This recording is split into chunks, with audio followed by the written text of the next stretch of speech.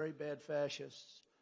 A vote for Trump is your ticket back to freedom. It's your passport out of tyranny. And it's your only escape from Joe Biden and his gang's fast track to hell. And in many ways, we're living in hell right now. Because the fact is, Joe Biden is a threat to democracy. He really is a threat to democracy. I stand before you today not only as your past and hopefully future president, but as a proud political dissident. I am a dissident. Remember this, I've been indicted more than Alphonse Capone, Mr. President. Do you know who that is? Even the president just said, I do. Scarface, Al Capone. If he had dinner with you and he didn't like the smile in your face, he thought you were mocking him by smiling, you would be dead before you got home and said hello to your wife. And Alphonse Capone, I got indicted 4 times by this gang of thugs for nothing. Or, as I say respectfully to the people from foreign countries, for bullshit.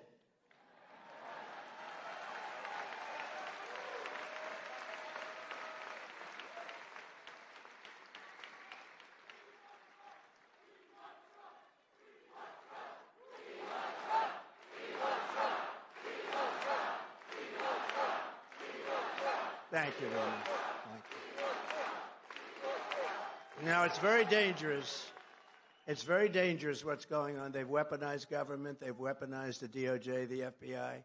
We've never had anything like this in this country, and it's a phenomenon that's taken place many times, but in third world countries and in banana republics, not in the United States of America. So it's very dangerous, and they are indeed a threat to democracy. And I'm here to unleash this captive nation from Joe Biden and his gang of very bad people, very sick people, smart people, intelligent people, but they're hell-bent on the destruction of American freedom. It's happening in our country, and it's so obvious. I have people come to see me from other lands where this has gone on, especially in South America, Latin America, and they'll say, the same thing happened to my country 20 years ago. It was the same thing. It's all happening. And if we don't stop it, this is it. 2024. If we don't stop it, this is our last train. If we don't stop it, we're going to have a country. It won't even be a country. You want to know the truth? It won't even be a country. It's breaking up. If we can break out of the Biden nightmare, and it is a nightmare, he's the most incompetent person. Can you imagine this man who can't walk off a stage? He can't find the stairs. Where are they? Where are they, he asks. Where? He makes a 2-minute speech because that's about the only, they couldn't get any more fuel than that. Whatever happened to the cocaine they found in the White House? Where is it? And by the way, I have to say, because I have such respect for this audience and CPAC, I would have never spoken, and I never did, about him because of my respect for the office of the president. I have great respect for that office. But once I got indicted the first time, remember that? I got indicted, and I got impeached twice. We won that, and we'll win all of this stuff. But once I got indicted, I said, well, now the gloves have to come off because they did something.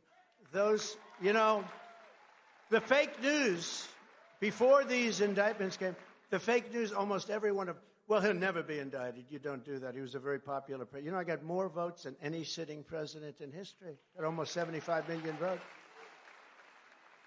Substantially more than any other sitting president has gotten. And they would say, oh, no, he'll never be indicted. These are people that, some of them truly have Trump derangement syndrome. And they were saying, he'll never be indicted. They won't do that. They'll never. He did it. They did it. They actually, and it was all done by him in order to go after your political opponent so that you can damage him enough that you can maybe win.